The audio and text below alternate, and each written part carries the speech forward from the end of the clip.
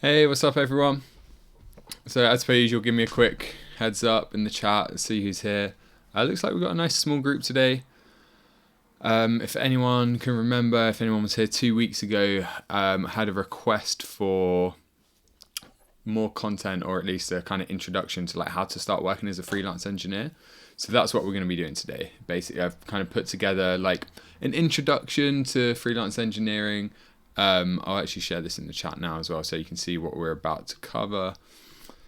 This is probably going to take up a lot of today's session. So let's chuck this in here. You can use that. I'm going to be kind of like following this along, just explaining it a bit more depth, but you can also take that away as like a cheat sheet of sorts. Going to be focusing on like how to get your first clients, because I think that's where most people here are going to be at. We will touch on like how to kind of like grow, how to get more clients down the line, but yeah, that's going to be the main focus really here today. So I think, yeah, we'll give it kind of like a minute or so just for any latecomers. Otherwise, usual format, once I'm done kind of going through this stuff, we'll go to like Q&A if you have any questions or requests, stuff you want to see. I'll make sure I leave some time for that at the end as well. But yeah, that's going to be kind of the main thing today. Last week, hopefully it went well with Dylan. He took last week's session. It's going to be me again next week. And if anyone has any requests for next week as well, then that'd be good. We could just stick to kind of like Q&A, or if there's anything in particular that you want to see, just let me know. Hey Steve, how you doing? So we'll give it kind of like another 30 seconds or so just for everyone to enter the room. Then I'm going to dive in with this stuff. And I'm going to show you kind of like one or two things on the screen. Most of it's just going to be kind of like me talking, going through this. So it'll probably be helpful to have this document up in front of you.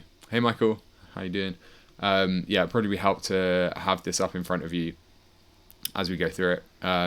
If you want, you can like create a copy and add notes and that kind of stuff. I'm not sure how many people here. I can't remember who actually requested this. I'm not sure who it was and if they're even here, but of course there's the replay as well. But hopefully there are some people here who are interested in this stuff. Hey Sean, how you doing? Hey Bruce. Oh Bruce, while I think of it, I don't know if you saw my email, but I need your the Skype didn't work, so if you could add me on Skype, or shoot me your Skype name or something like that. Okay, let's dive in here. So anyone who wasn't here right at the beginning, I'm going to be going over freelance engineering today, how to get started. Most people here are not going to be at the point where they're really thinking about this. This is kind of like to prep you for later on. Once you get to like, 8, 9 out of 10 in terms of quality, that is about the time that you can start doing some of this and getting paid for it. Like maybe not huge amounts, but the sooner you start, the better. So I think most people here won't be at that point yet, but in a few months, like should be. So it's good to start thinking about this stuff if this is a route that you want to go down. If not, it's just kind of like interesting to know. So that's what we're going to be doing today. Hey Nick, how you doing? Okay, awesome. Thanks, Bruce. So let's start off. What are the requirements before you can even think about, freelance engineering, whether that's as a recording engineer, mixer, whatever? What do you actually need to have down? So first of all, enough recording and mixing experience that you can actually do this with confidence. So you don't want to be like recording a local band, like bringing them into your home studio if you have only done like a couple of recordings. You want to have like loads of recordings under your belt, be quite confident with like your own setup, with the entire process. There is going to be like somewhat of a learning curve anyway, just in terms of working with other artists or other bands if you're used to kind of like recording your own band or just yourself. But once you kind of get pretty confident, you've got like tens of finished mixes under your belt, then you should be able to kind of like navigate your setup pretty easily and be able to handle that. And I think a big problem here is that a lot of people were like, oh, I'm not good enough yet. So they never start freelancing, or they never even consider that as an option, even if it is just kind of like for beer money and it's not like a ton, but it's just a bit on the side. I think to overcome that, you just need to think in terms of, well, if I find bands that are a kind of similar level to me, as in like, yeah, I might not be like the most experienced recording and mixing engineer, but I can also work with like musicians who aren't the most experienced musicians. I'm not going to go out there and start working with like major label artists straight away, obviously. So that's kind of like the way you get over that. So that's the first thing. And then the second thing is you are going to need like some kind of a website. Doesn't have to be complex. Squarespace is a really easy way to set this up. I definitely recommend that. The main thing on the site that you want to have is your portfolio like front and center. So if you go to even my site, but I actually think Jason's site is a better example. So you can either go to robmazes.com, and what you'll see on my site is there's just a big button that says music, and you click that and it takes you straight to the portfolio. So that's like one way. You just want to make it super easy for people to actually listen to what you do. Then the other way is like actually embed it on the page, which is better. I've been meaning to actually update my site for a while to do that. So if you go to jasonmoss.com, jasonmoss.com, Jason's a good friend of mine. Some of you will know him from Behind the Speakers. He also has a YouTube channel and stuff. He's just updated his site. His used to be pretty much the same as mine, but he's just updated his, and now it's great. So like it's the first thing that happens on the page is book a free consultation, which is kind of cool. That's like call to action, big button there. Call to action is just like what do you actually want people to do, what's the purpose of the site, and obviously that's pretty much to kind of like get the conversation going with artists. We're going to like cover all that process, but as soon as you scroll down, portfolio front and center, that's what you want. And of course you need a portfolio first of all. So what a lot of people do is they go out and start working for free because they're like, oh, I need to build my portfolio. And I think it's a really easy rut to fall into. As soon as you start doing work for free, you kind of get used to it psychologically, so it's really hard to take the leap to charging people like on a mental level, but B, people get used to the fact that you do stuff for free, so then you might have other bands and other artists coming to you, but they all expect it to be for free. So I recommend like just skip all of that, use multi-tracks that you can find online. Like we have a multi-track library that I've referenced several times in the program. You can use multi-tracks from there. There's like plenty of places if you just search like free multi-tracks, so you can get really high quality recordings, mix them yourself and create a portfolio that way. So that's kind of the best way to go about it when you're starting out. And then over time you'll actually add to your portfolio with stuff that's like bands that you've actually worked with. So they're kind of the first two requirements. As soon as you're at that point, if this is a route that you want to go down, then you can pretty much get started. So how to find your first client. So avoid working for free, already covered that. Differentiation. So why would someone hire you over an already established engineer? And this is like where a lot of people get hung up. They're like, oh, like, I don't know why someone would hire me when there's like already really good engineers in my area or online or whatever. And they're like way more experienced. The only way I can really kind of like get people to choose me over them is by being cheaper, which is again another like really easy rut to fall into. You don't want to just undercut people. There are other ways you can kind of create like a reason why people would choose you over someone else. So for example, and I think this is just the most common application of this, a lot of mixers are general in that they will cover all genres, and not just mixers but like studios, whatever, because this isn't specific to mixing. It could be actually getting bands into your studio to record. A lot of places are like generalized, but if you go like specific to a certain genre, let's say I don't want to use heavy music because I think that's actually so heavy music is a really interesting industry in that like people expect to have heavy music engineers and mixers working on their tracks. So that is one way, but that's also quite big. That's probably not niching down enough. So instead you could say like, well, I only work with like country music. If you're in Nashville, that's probably going to be tricky. If you're somewhere else in America, that might be a good way niching down. In the UK, country music's not really a thing. So I could be like, I'm only going to work with like grime artists, or I'm only going to work on like singer-songwriter stuff, or like progressive rock. I don't know, pick a genre and like niche down, get really good at that, because then when an artist, a band is like, oh, we need to find someone to mix this album, they're gonna think, well, I could go to this guy who's like general and he seems good, but there was this other guy that I spoke to who like specializes in like literally what we do. So that's a really good reason for them to pick you over someone else. Now there are other ways to kind of like differentiate. A really obvious one is just the fact that it's you as well. So what we're going to cover here quite a lot is just like reaching out to people, building relationships, and then you're at the top of their mind when they think, oh, I need a studio, I need a mixer, and that becomes like you are the point of differentiation, you as a person, and you have these connections with people. That's the other main way, but doing both is awesome. So that's how you kind of like get people to choose you. Then you need to decide what services are you going to offer. Do you have a good enough studio with like okay access that you could actually bring bands in to record them? Is that what you enjoy doing? Is that what you're good at? Or do you just want to like mix for people? Do you want to do both? You kind of like need to think about that, where your strengths lie, what you want to actually offer, and also like go into it with an open mind at first, because you might find that like there's loads of local studios, but there aren't many local mixers. Or if you're going purely like the online route because you don't live in an area that has like a good music scene, it might be like, oh okay, there's actually kind of like loads of mixers, but there's not so many like people who do editing in my kind of genre or whatever that might be. But you do want to start to think about that now, and then before you do anything else, just kind of forget about social media, forget about advertising, like all of that. It just does not matter at this point in time, at least. And this is like when most people start, they're like, oh, I should probably make a Facebook page, but forget that. Like, have a website, that's it. Don't even bother making a Facebook page, Twitter, anything, because as soon as you make it, you need to upkeep it so that it looks like you're active, and then it's just going to be a massive time suck. So just don't even do any of that stuff. Just have a website, and then use kind of like your personal Facebook page. If you do want to have some kind of like social media or somewhere you can like add people, then just use your personal Facebook page. That's fine. So now let's talk about how you're actually going to find clients. So the best way is to kind of reach out to people. Basically, it's like networking.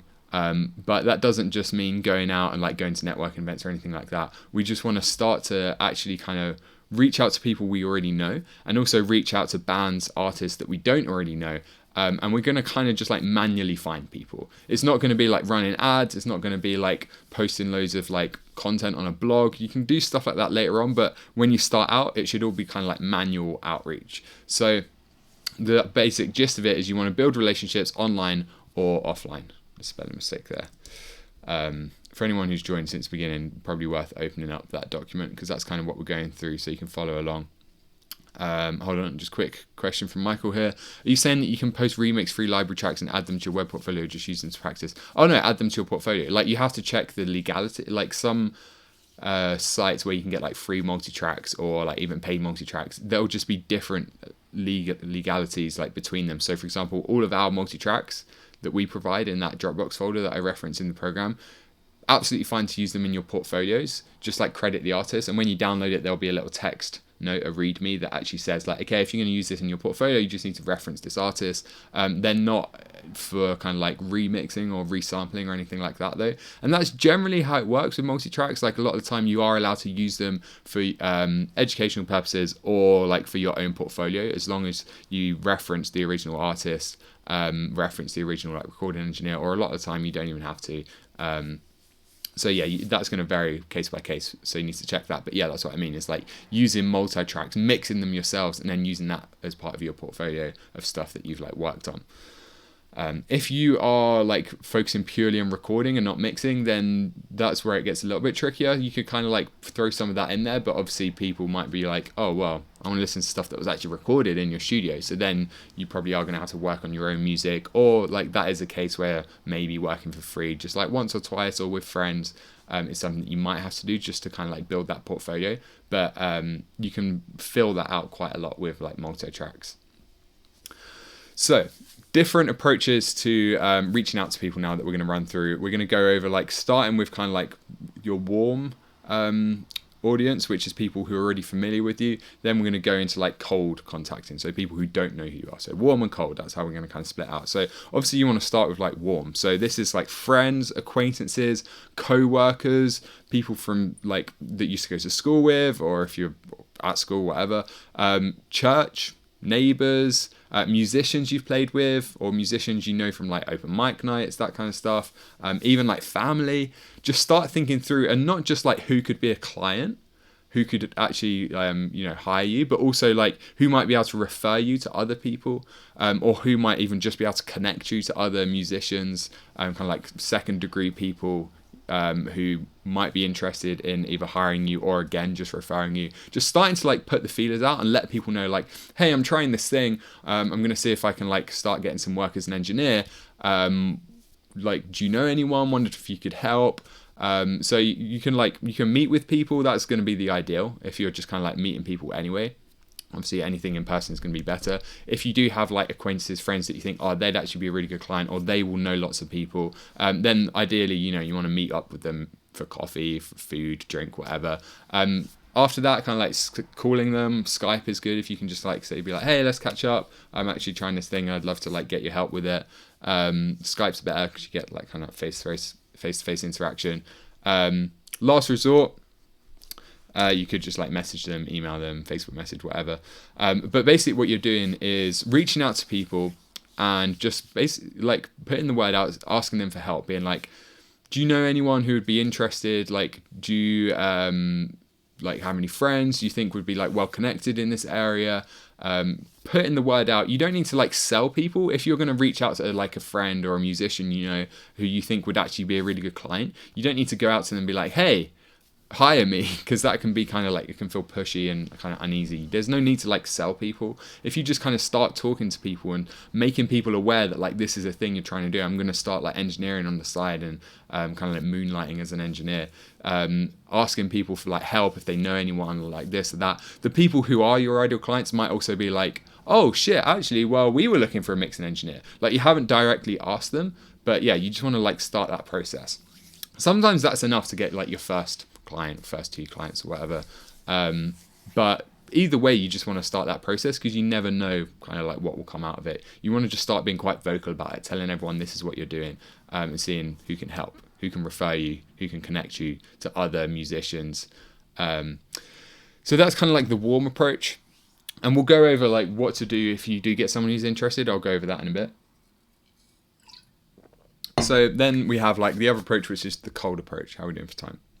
The cold approach. So this is reaching out to like bands, artists, and other people, like other engineers, I'll come back to that, who don't know who you are. There's no like trust there. Like, they have no idea who you are. They're completely cold. So the process here is going to vary. We're going to go over like finding bands on like Bandcamp and on Facebook. But just before we go into like the details of it, this approach is quite hard work. So you're just going to be reaching out to people completely cold. They don't know who you are, and starting a conversation. That's the basic gist of it. You don't have to pitch them right away, but starting a conversation, reaching out to people. You do need to be consistent with this. It might take like 100 emails or like reaching out to 100 different people before you finally get someone who bites. And it can be really disheartening. It is a bit of a slog. This part is definitely kind of like the hustle bit. Like, you do have to kind of get out there and hustle. And this is like the most time you'll ever invest into getting a client. The first one's probably the hardest one. So once you overcome that hurdle, like, that's awesome. You should be like really happy about that. When it comes to actually like tracking all of this, because you could be reaching out to like 100 or in the like the long run hundreds of people, you want to track all of this in like spreadsheets. Keep all the details in one place, like their name, their band, like their socials, their website. If you have their email address, keep that there, and then like track everything there. Like, track when you reached out to them first, then maybe follow up with them once or twice, and again track that, so you can kind of like easily see, because you'll forget otherwise. You can see where everything is. So how do you actually go about finding bands? Well, you're looking for people who fit your niche. So if you have kind of like niche down, so that you can be more specific, you want to have bands that actually fit that genre or that profile, look like they're able to pay. So, generally you can be like, well, people in the US, UK are going to be able to pay probably a bit more than like some other countries. So that is something to consider depending on what your rates are. And just in general, do they look like they're kind of taking it seriously? Like, they would actually be paying money for this, not just kind of like, messing around. Similar skill level. So if they're like, again, a major label artist, probably not the best place to reach out to. But if they seem like, oh, they're like good musicians, but their stuff isn't like super high quality, they're kind of just like on a similar level, like maybe just playing the occasional gig locally. That's obviously an important thing.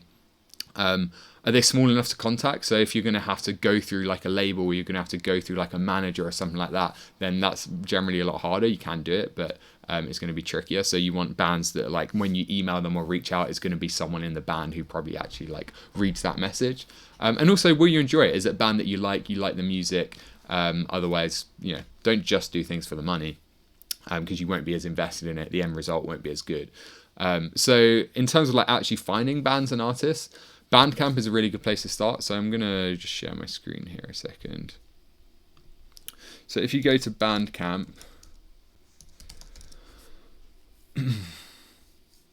then they have this really cool tab. Oh god, I'm gonna have to log in. Hold on. It's been a while since I used this. Okay, let's give this one try. I didn't realize I'd have to log in. If this doesn't work, then I'll just explain it without showing.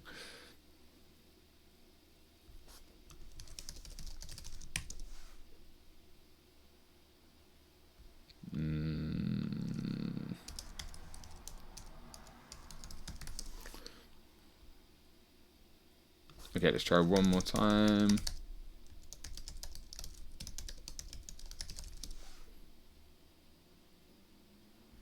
No. Okay, so let me just explain this. Or I could just create an account really quickly. Sign up as a fan.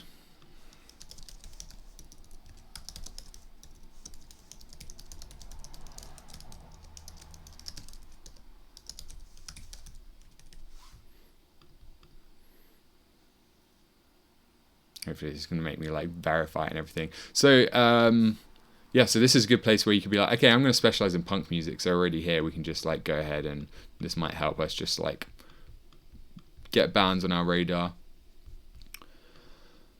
So let's just continue that example. We're punk. So we're going to go to, I think they've changed the layout since I last did this. So if we went to punk,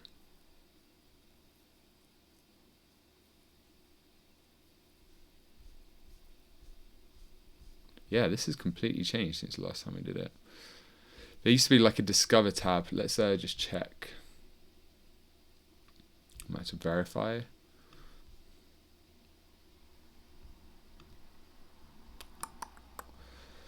Basically, if it has completely changed, then yeah, I'm not going to have time to figure it out right now, but you can find artists who are like quite small on Bandcamp, so that fit all those like parameters.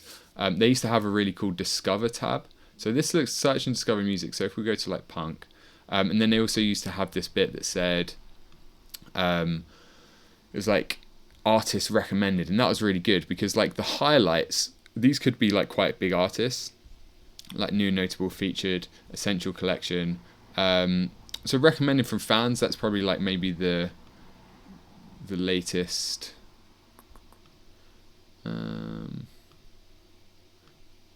Yeah, so you're gonna have to play around with this because they've changed it.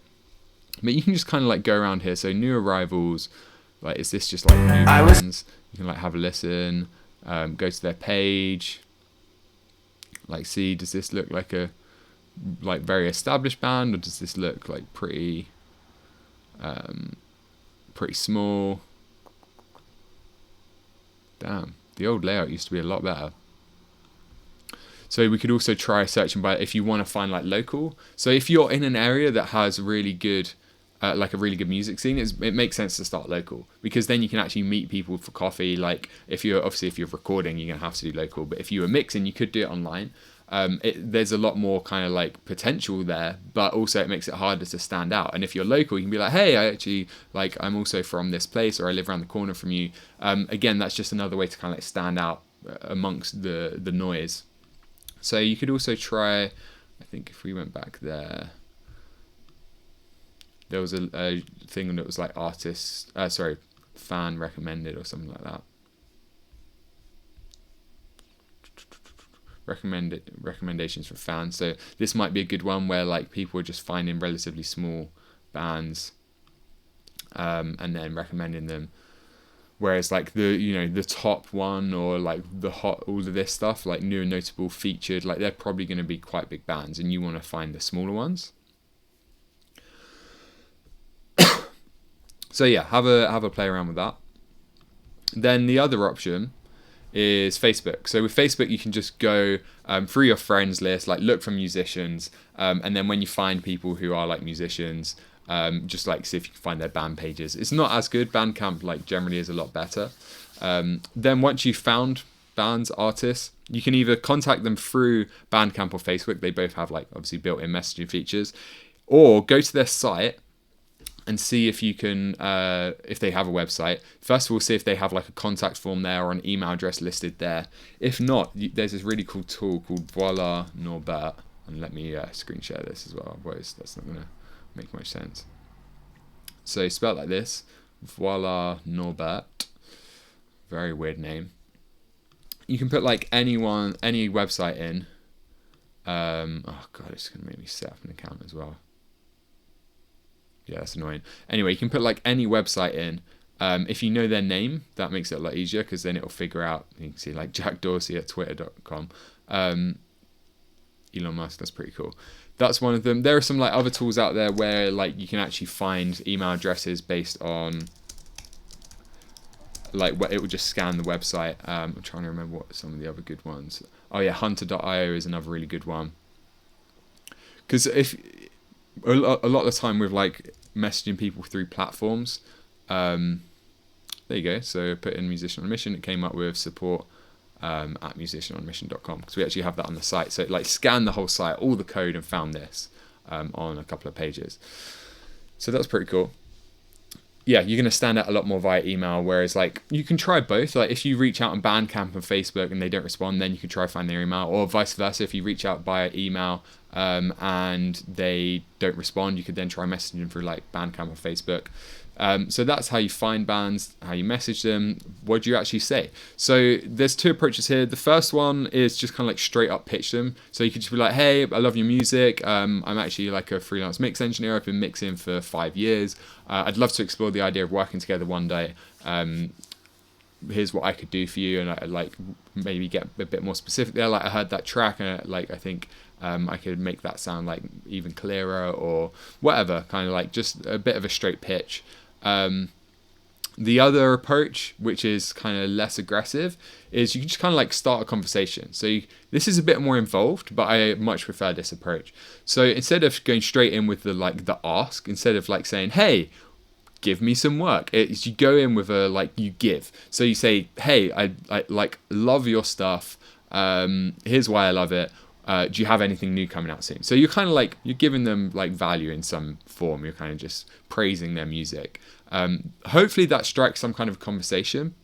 If you can just kind of like get a conversation going, literally just like get to know them and stuff, even if it is over the span of just like kind of 1 or 2 emails. And then at some point mention like, so I'm actually a mixing engineer. I've been mixing for like 5 years and I'd love to like work together one day. Maybe like if you have something coming up, we could like go for a coffee and just talk about it and see if it would be a good fit, that kind of thing. So you do obviously need to like pitch them eventually, but you're kind of starting off with like a conversation. Or if you can find other ways to deliver value, like maybe that's like, hey, I found this this other band that I thought you'd really like. I've been following you for a while and I found this other band that I thought you guys would really like, or you know, some kind of form of giving as opposed to starting with like taking by like pitching them.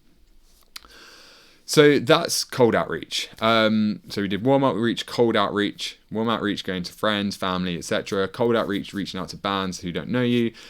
The other route here, and this could be it could either be someone you know or someone that you actually reach out to, is finding other producers and engineers who can like forward work onto you or even hire you. So I wrote here hire you, but forwarding work is kind of like a better way of explaining it. So let's say there's like a local recording studio that's also just started out, or they're like, or maybe not started out, they're actually just really busy. They might need mixers and they might be like recording bands, but they don't actually offer like mixing as a service. So if you get to know them and they like your mixes, that could be like a really steady supply of work, where maybe they don't like directly hire you, but every artist that comes through is like, oh, so where like do you do mixing? They're going to be actually, we recommend this person for mixing and recommend you. Like equally finding mixers if you're going to do like mastering, which is like probably a bit more advanced, and I wouldn't recommend starting with it, but just as another example of this, like as a mixing engineer, I have my go-to mastering engineer and I just send them loads of work.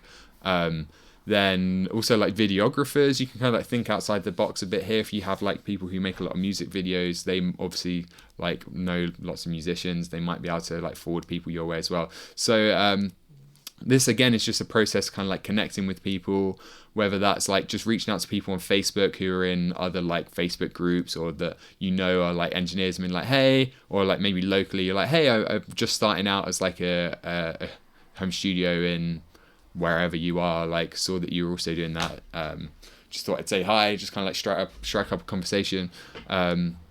Go to shows, talk to people, like email people, whatever. Just start kind of like talking to people who are also in the industry, because generally they're going to be quite receptive.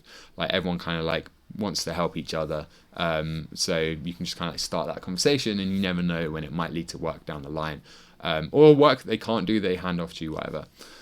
So with all of this, when you kind of have someone that's like interested, they're like, actually, we have a single coming up or an album coming up or something like that, and we're looking for a mixer. You do seem like a really good fit.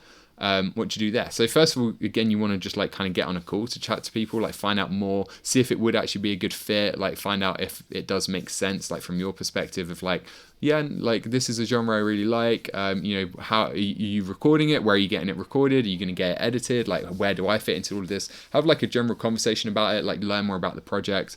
Then basically off the back of that, you can put a quote together. So it can be quite basic. You could just say like, okay, so after chatting, and this is another thing, you can vary the price. You don't have to charge the same price to everyone. So you can ask people like, so what's your budget for this? Like that kind of stuff. Or you can just figure out like, do they seem like they've got a bit more money? Could I charge a bit more? If you want to do that. Then put a quote together. So just like the price, do they get like a discount for the album, how it works, like explain the process. You send it to me, I'll get it back to you in like X days or X weeks. I can like do this many versions, like unlimited revisions, blah blah blah. We're going to go over that in a second. What the next step is. So if you want to go ahead with this, I either need a deposit or like whatever your process is. That's kind of like the basic version. You can go a bit more involved with that and put together, like you could do that just in an email, but you can go a bit more involved and put together like a really polished like PDF quote that has like some nice design on it, that has kind of like information about the benefits. So you could talk for a while, like, what to expect. And then you could talk about like, oh, okay, so what I'm going to do is like make your music sound better by doing X, Y, Z. The benefit of this is like your listeners are just like much more engaged. So this is where we start to get into like, there is like maybe a requirement a bit here more of like, okay, what is like marketing, copyright, and that kind of stuff. So this is definitely optional, but if you can like fit that in there somehow, and then also have like more details about you, kind of sell yourself a bit more, that's awesome. So that's kind of the evolution of a quote, but I would say start with just like a basic email quote. That's fine, because at this point, because you're doing it kind of like very like high touch, they probably know you quite well already, or you already have some kind of like rapport relationship. You probably spoke about all that stuff already, like maybe just kind of like, said to them like, yeah, so this is what I do, here's how I can help. So you don't need to do all that again. So you just kind of send them the quote and explain the process. So what is the process? How do you structure everything? So first of all, definitely don't recommend charging by the hour. That's just like an awful idea. Never do that. The only time you would do that is if like someone wants to like rent your space, or if they literally have like a very specific reason why they only need you and your expertise for like an hour or two. But generally you would do like value-based pricing, which is, without going too in depth here, you have like, you can think of pricing in two ways. One is kind of like commodities. So, if you just go and buy a bag of rice, you don't really care like what the rice is. Like there are ways that you're like, this rice is better than others, but you're basically comparing on price mostly. Whereas like value-based pricing, it's not so much about the thing itself, but more the value it creates. And this isn't a great explanation, but the idea here is like, you don't need to like literally say, well, my time is this, it's going to take this many hours, so I should charge this much. Instead, it's like, what is it worth to them to have like a really awesome album or like a really awesome track? Because this is why like some mixers can charge like thousands for like one mix that takes them like a day or less than a day, when like their hourly rate isn't necessarily like $1,000 per hour, because it's about like the value that you bring to the table. So you want to like switch your thinking away from like, okay, what am I worth, what's my hourly rate, how many hours is it going to take, to just like, okay, what price can I put on this, how much is it worth to them? And generally this is like to kind of like simplify this and make it more kind of like physical. It's just charge per mix or charge per recording, per project. If you are actually having bands in to like record in a studio, then day rates are pretty standard, so that is a bit different. But if you're like mixing, or if you're producing an album for someone, or you're like, actually I'm going to record your whole album, you can then just say, okay, I'm just going to charge you like X amount. So for a mix, start at around like 100, like bare minimum $100 for a mix. Like that, you don't want to do that for long. But that's kind of like a good place to start, at least, because that's like, even if a mix takes you like a whole day, that's okay. 2 days, it's starting to get into like, depending on kind of like what your expectations are in terms of payment, but it's 2 days like for $100, that's starting to get so $100 is also kind of like the very bottom rung. Like anything below that, you generally have like a lot of really kind of like crappy online mixers who charge like $50 a mix, and it's just awful. You don't want to get lumped into that group. You want to get lumped into the group of people who are charging like several hundred for a mix, but 100 might be like a more comfortable starting point. I started out on like 200, so 100 bare minimum. So yeah, besides that, it's going to vary thing to thing. So that's kind of like for mixing. But if you're just doing like editing, then it might be different. If it's just going to take you like half a day, you might be like, okay, I'm just going to charge them 50 for this. If you're if you're doing like a whole project, you don't have to do like a daily rate, because that also shifts it towards like, if you're like producing an album or recording in a whole album, and you're kind of like more like collaborative with the band, it's nice not to be watching the clock, and it's nice to be able to like, in many cases, get it done quicker than usual. Because like if a band's like paid you for a week and they finish like on day 3 or 4, you're going to be kind of like twiddling your thumbs. But it obviously sometimes goes to the other way. Like you charge like, let's say $1,000 to record a whole album or like an EP, and it ends up taking like 2 weeks in the studio. But that's just kind of like a learning process. And day rates aren't so bad with studios, but I would definitely recommend like starting with kind of like value-based pricing, especially for mixing. And this is kind of like, I've always done a lot more mixing, so it is more applicable to that. Or mastering, same thing, like just per track. Recording, it does start to get blurred, and like a lot of studios will just charge a day rate, but just something to consider. So in terms of like actually structuring the payment, if you really trust them and you know they're going to pay, then you can just like invoice them when it's done, and then you don't really have to like talk about money too much. You just agree on a price, like do the work, invoice them, done. But obviously that can be risky if you're working with people that you don't trust, people you met online, like whatever. So then we can do like half and half, so half up front, half on delivery. You could just do like some kind of a deposit. Doesn't have to be half, it could be like 20% deposit instead, or just take the whole payment up front. And I think this is something you can start working towards. Like that's something that I've always done, or not always, but like worked towards, because it's great to like get that out of the way. Like money's done, now let's just focus on the track and like making this sound awesome. But a lot of people do like half and half, or deposits, so that's another very viable option. I think charging up front does require you to have like some clout or like existing trust. If they don't know you and you're not established and you try and charge someone up front, that could set off like kind of alarm bells for them. So half and half is a good way to kind of like meet halfway there. And then with revisions, a lot of people like max 2 revisions. Personally, like to me, it's not about the process as much as like what they come out with.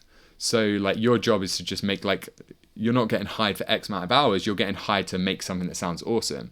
So with like revisions, they came to you because they had like a vision for the song, and until you deliver that and make something that sounds great, then the work isn't done. So if you only have like 2 revisions, we're starting to get more towards like commodity and charging by the hour. If you have like 2 revisions and then like charge extra per revision, my stance on this has always been like, I'm going to do everything in my power to like make sure they're really happy with this, because they're going to refer their friends. Like, and we'll get back to this in a second, but that's going to be the main driving force behind like growth. Once you start doing this, getting towards like full time is going to be clients coming back again and again and again, and also clients referring their friends. So if you start charging people for revisions and getting kind of like a bit like finicky about it, that's not going to like kind of please them that much. So better to just make sure they're completely happy. So whatever it takes, like sometimes there's no revision, sometimes there's 10, and you just kind of have to like ride that. So then I haven't been checking questions, so instead we'll just kind of like, I'll go through all the questions when I'm done here. So then that's how you get your first clients, that's how you structure it, that's how you like, etc, etc, etc. Like obviously I'm not going like too in depth here with like how you actually take payment, like etc, like PayPal works or like bank transfers. Anyway, that's the kind of the gist of it. Then from there, just to touch on this, like how do you then kind of grow from like your first, second, third client to like making this like a part-time job basically, or eventually full-time. like I was saying, the main thing is that like once you have a client and they're happy with it, if they're an active musician, they're gonna constantly like need you because they're constantly working on new material. They're recording new stuff, they come to you to mix it, or they've got new stuff and they come to you to record it. Like once you have a client, they're going to come back again and again and again. So to help with that, obviously first of all, just focus on doing like a really fucking good job. That's like the main thing. Make sure they're just really happy with it. Or like check your ego at the door. Like it's not about what you think is the best mix, it's about what's best for them. So always try and get a rough mix, and your job as a mixer, if you're a mixer, I always kind of like default to this, but if you are mixing, like get a rough mix, and your job is to just make a better sounding version of that mix. It's not to like kind of completely change the production and like mute this and mute that. Like sometimes like I do personally take those liberties, but that's normally something that's like a collaborative process. It's like, hey, I tried muting this thing because I thought it actually made it sound a bit kind of like clearer, but here's another version of the mix with it unmuted. So you kind of like give them the option. When it comes to like recording, then again, you're just trying to make them happy. It's not about getting like the absolute best mix in your opinion. It's about getting the best mix in their opinion, because they're the one with the vision. They could be right, you could be wrong. Like it's their music, it's their vision, so you want to like cater to that. So just make sure they're happy. Then follow up with people regularly. So just like check in with them every now and then, be like, hey, how's it going? Just thought I'd check in, see how you're doing. Like, don't know if you like had any new stuff planned up, if you've got any shows coming up, I'd love to come see you, like that kind of stuff. Just staying on top of mind. So as soon as they have like a new track to record, or a new they've been in the studio, they need something that needs mixed, you're the first person that comes to mind. And if you kind of fall off the radar and they haven't heard from you in a year, they might forget, or like they've met someone else, like whatever. So you want to like consistently like follow up with people. To help with that, when you do start to get more clients, you can use a CRM, which is just like software that helps you track different clients. And then beyond that, just focus on getting referrals. So there's just various ways you can like incentivize referrals. Maybe it's like giving people like a cut, like, hey, if you refer someone, you get 50% off your next mix and they get 50% off their first mix, like something like that. Find ways of just like doing that, because most clients do come from word of mouth. Like at a certain point, you can keep doing like this cold outreach. You can even, if things are going really well, like hire someone, an assistant, pay them like $10-$20 an hour to actually do a lot of the work there for you, like finding bands, and then you maybe reach out to them, actually have the conversations. But once you have like quite a good pool of clients, it should start to then kind of grow naturally through word of mouth.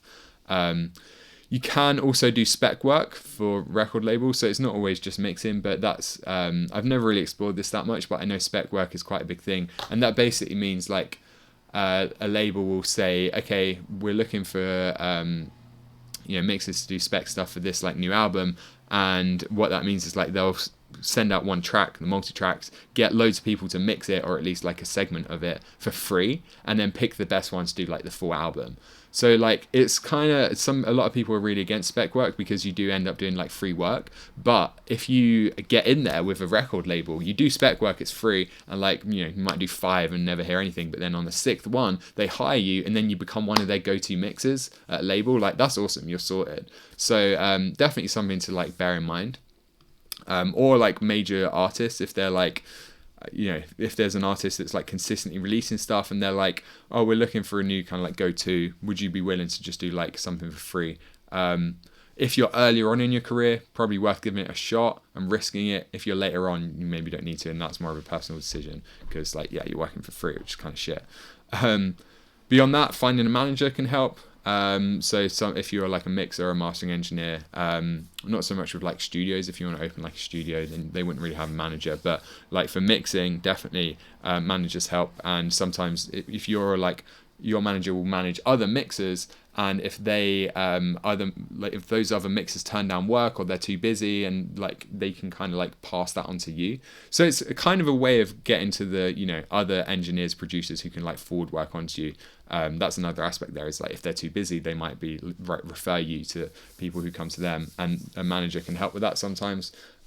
Just kind of putting all these options out there. You can start looking into like advertising, like Facebook ads, Google ads, that kind of stuff. Content marketing, so maybe you like start a blog, or delegate cold outreach to an assistant. So just some ideas there for in the future, but yeah, I think that stuff isn't as relevant here.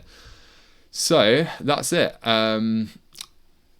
Summary is basically get out there, start talking to people, start forming relationships, tell everyone that like this is what you do, and eventually someone will think of you when they're looking for a mix engineer. And if you specialize in like a certain genre or a local area, people have a reason to pick you over someone else. They're the kind of the basics of it. So the document, I can link to it again.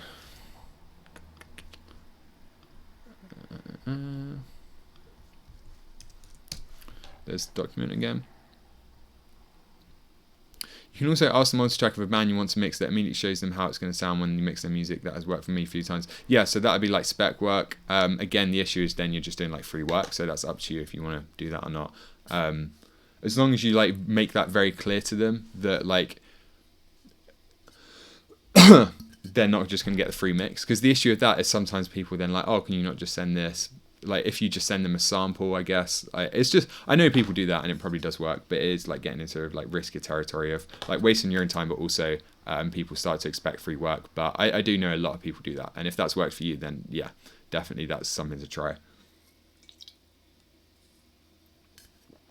Yeah, another really good tip. Yeah, thanks, Sam.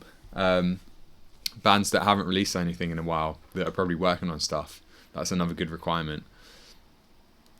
How would you deal with local pricing versus internet pricing? I live in a place where most people could not afford $100 a mix. Then yeah, that's like fine, just adjust it. I mean, I don't know where wouldn't be able to afford that. Like that's cheap. Like anywhere, I guess like maybe you use dollars, but you're not actually in the US. Because I was going to say like pretty much anywhere in the US, people are going to be able to afford like $100 a mix. But if you're somewhere else in the world where like, yeah, it's not dollars, it's something else, and you're just using that as a point of reference, then honestly, I'm not sure I can help with that. That's just going to be very like dependent on your country. Like in the UK, I would pretty much swap out $100 for £100. Yeah, anywhere else in the world, it's just, I can't really help with that. You're just gonna have to like think comparatively, like, oh, what's not like cheap. You don't want to be like that to be your thing, that you're just cheap. So you want to be kind of like a bit above that. So if there's like loads of online services charging, in your country, in your language, like who are charging, like next to nothing, you want to make sure you're above that group, but you can be kind of like at the lower end of the professional group. How do you charge for large variations of tracks? 4 tracks, 20. I just haven't. Well, it depends. If it's literally like just one guitar and a vocal, then I just won't charge as much, and that's where the consultation part of it comes into it. So you want to have a chat with them, find out more about the project. If it's pretty simple, you're like, this is going to take me like half a day, so I'm not going to charge them like right now. I'd probably charge like 500, 600 for like a full mix. But if it was just like a guitar and stuff, I'd probably do it for like 200-300. But that's up to you. Again, like it also depends on, are they signed to a label? How high quality, like, do they expect it to be? Is this at a professional level? In which case, like, you can still, charge quite a lot. Is it more at like kind of an amateur level where they're not going to be able to afford like more? It is like a bit vague, and pricing is definitely an art, not a science.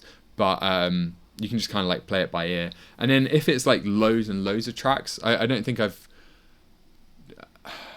ever charged more for like more if it's like ends up being loads of tracks. Like if it's kind of like a band, then or even like electronic music, and it's more than say like 10 channels, then I'll just do kind of like going rate is like anywhere between like 400 to 700 depending on where they're at. But if it's like a really small project, then yeah, you can charge less. That's just going to be up to you.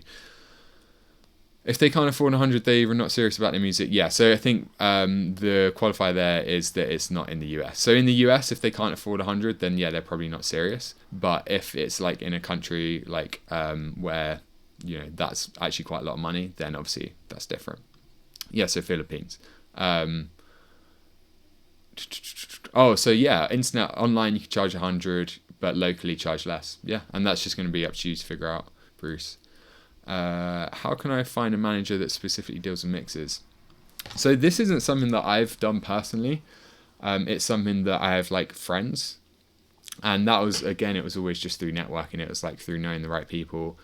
getting in touch, and then also just having a really good portfolio. Like, it's the same as finding a manager as a musician, really. If your music's awesome, like, you kind of like success and all this stuff is like attracted to you. If you're just like an amazing mixer, then that's going to be like evident. And if you then kind of like through networking get to know the right people, then it's kind of going to happen the same way. Like, as an artist, it's going to be really hard to find a manager if like your music isn't great. And there still is the process of like, even if your music is awesome, you need to get out there, start networking, or just like get your music out there on YouTube, whatever. So with mixing, it is just more of like a networking thing. You could also like reach out to these people, but I don't know how much that would work. Honestly, I wouldn't be the best person to ask about this, because I've never had a manager. I'm just gonna have a quick look.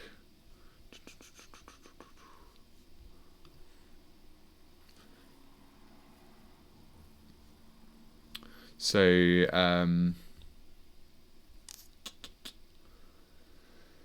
yeah, I was just looking at some of the managers that I know, some of my friends kind of like work with, but it's gonna be a who you know game. So it's just networking again. Sometimes as well, there's like weird stuff that happens. Like, you work with a band, then their manager really likes the mix, and they might refer you to like another manager. Like, again, which is ultimately networking at the end of the day, stemming from like making awesome stuff. But that's generally the way it happens. Like, or I think that was a good enough example. If they're doing an album, say 10 songs, you adjust the pricing. Yeah, definitely. So it's up to you, like, how much you adjust the pricing. Obviously, it depends on like how many songs as well. And then you kind of like start to think of it in terms of like, again, it's not so much just a multiplication of, well, I would charge this for one song, so I'm going to charge this for the album. It's more a factor of like, no, this is probably going to take me like this amount of time, and it's probably worth this to them. Like, yeah, it is tricky. But you could do like if it's just like a few songs, then I tend to do kind of like if they're doing like 3 or 4 songs, then maybe if you really wanted to get the job, you could do like 3 songs and then 1 for free, or you can just do kind of like a 20% discount. If it's like a whole album, then it does change quite a bit, but it also depends on the album and how it's recorded. If it was all recorded in one studio over like consecutive days and all the sounds are pretty similar, you're going to be able to blast through the mixes a lot quicker than if it's like an album that was like produced recorded at completely different times, and you're going to have to put a lot of work into like making sure it sounds a bit more cohesive. Then that is going to be trickier. If it's like a 10-song album though, then that's probably where you're starting to get into like even up to like 50% discount, where it's like, okay, I'm not going to charge you like, let's say you normally charge like 200, you might charge like between $1,000 and $2,000. But there is no right and wrong answer here. Different people do it differently. I just never really got into the game of like quoting up front, like if you like do this many songs, you get this much discount, etc. So a good place to look for this stuff or inspiration, or like figure out what the done thing is with like pricing, is go to soundbetter.com. This is actually another option if you want to like become a mixer online or something, and get work online instead of locally. If you can do well on soundbetter.com, then you're sorted. I actually have a friend who like makes a full-time living as a mixer purely because he started mixing on SoundBetter and started to get loads of reviews there and started to like rank up in like their algorithm on their platform. Martin Ronier, who some of you might even meet at some point, because as part of our membership program, which everyone here will have access to when they finish this, the masterclass, he does some of the feedback for that, and he's a full-time engineer. If you go to his profile on like SoundBetter, he has like 150 reviews. Like, I know he gets a lot of work through this platform, so you can look at these places for like inspiration. So like his average price, so it's not a set price, but average is 250 for a mix, or 70 for a master, or 700 per day for a studio. Then he just does like 10% off of 5 mixes or more, so that's quite low. I would say it just all depends. If you're already really established, you don't have to offer like a deeper discount for like bulk stuff. But if you really want to get like an album, with someone because you just really want to do an album, or because you really like them as an artist, you can give like a heavier discount. If not so much, you could just be like, yeah, so if you do more than 3 or 4 songs, I'm going to give you like a 20% discount. You can look around for inspiration there. But like I said, I always just did it on a project. So I was like, okay, so this is an album, not a thing. Like, you know, I wonder how much they're paying to record it, how much could they afford, and thinking of it as like one cohesive thing. Like, okay, I'm probably going to charge like $2,000 for that, versus like, oh, okay, it's just like a single and I'm going to multiply that by 5 or whatever. What's typical path to transition from mixing to mastering? I don't think there is like a typical one. It's just generally you do. I don't want to say this is like a rule. It's more a rule of thumb that mastering engineers do have like better hearing than mix engineers. It is like, I'd say, more difficult because you have to be much more analytical. But it is also a different skill. So if you start mastering a lot earlier, you're going to get better at mastering. It's not like you have to become a really good mixing engineer before you become like a really good mastering engineer. I think there are plenty of people that like go straight into mastering. Again, that's not like an area that I'm that like sussed up on, because I'm not a mastering engineer. So I think like generally people will just at some point make that transition or offer it as well as mixing, and then maybe at some point be like, I actually enjoy mastering more, or I'm gonna like do that more because like, I'm getting more work through mastering. I don't think there is just like kind of a set path. You could also just go straight in with mastering. It's completely up to you if that's what you enjoy. Free library site. Yeah, so this is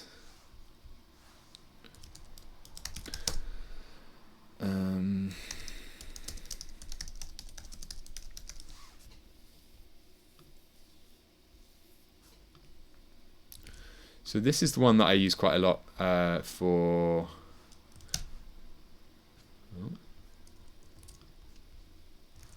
Okay, that one's quite good, and I think it's fine to use those. I can't remember. It says here somewhere about like the legality of it. Just have a quick read, because it says here somewhere like if it's okay to use them.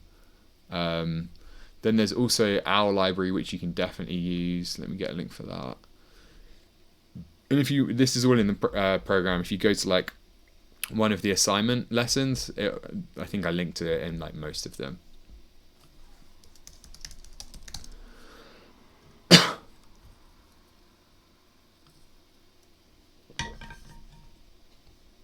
Okay.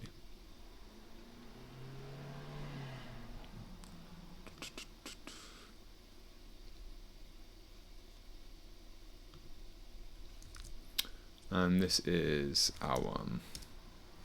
So again, with those, it'll come with just like a little README text file that you can that has information about like whether you need to credit the artist and that kind of stuff. Cool. Any more questions? I think we're pretty much done. Probably wrap it up there. One more tip: if you do want to go like more online, there and you're thinking, oh, SoundBetter looks good. Like if I could get like pretty high on that. What you can do is like charge people through SoundBetter and then get them to leave you reviews on SoundBetter, and that kind of builds up your profile, and then you might start ranking in the like the search. And again, just like if you can specialize in one thing, so if you specialize in a certain genre, that's probably gonna give people reason to pick you over like everyone else on this platform, which is like even more competition. I don't know how many mixing engineers are on here, but it's probably a ton. So anything you can do to like stand out. And if it's online, you can't really stand out by location, so instead you have to like specialize in something. So for example, just scrolling through now, straight away I saw electronic music specialist. Like if I was making electronic music, that's going to grab my attention much more than all of these other just like mixing, mastering, mixing, production, composing, mix engineer, drummer, tracking, mixtering engineer, whatever that means. Like, yeah, just find a way to kind of like stand out. And the more reviews you get, the more work you put through SoundBetter or get, I imagine you start to just kind of like float to the top. So put in work that you get in real life through SoundBetter, getting them to pay you through SoundBetter and then review you is one way you could like kickstart that process. Equally, if you find people online through reaching out on Bandcamp, that you don't have to do that locally, you could reach out to people online. Again, just get them to like pay you and everything through SoundBetter to start building up your profile. Yeah, let's see if we got cool. No more questions. Awesome. Thanks, guys. So it'll be me again next week. If you have any requests, we'll go back to, obviously, like, we're kind of done with that now. We'll go back to like recording, mixing, that kind of stuff. So if you have any requests for something you'd like to see, or for me to demonstrate, like feedback on your tracks, just to like really clarify there, if, like, in addition to all the feedback you're getting like on your assignments as part of the program, you can just send tracks to me to do feedback on these sessions. And that's always great because everyone else gets to see it too. So that, or if you have questions ahead of time, anything at all.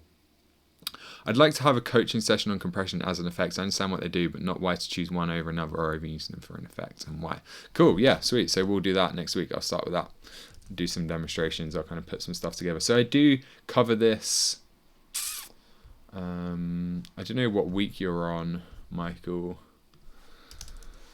Let's see.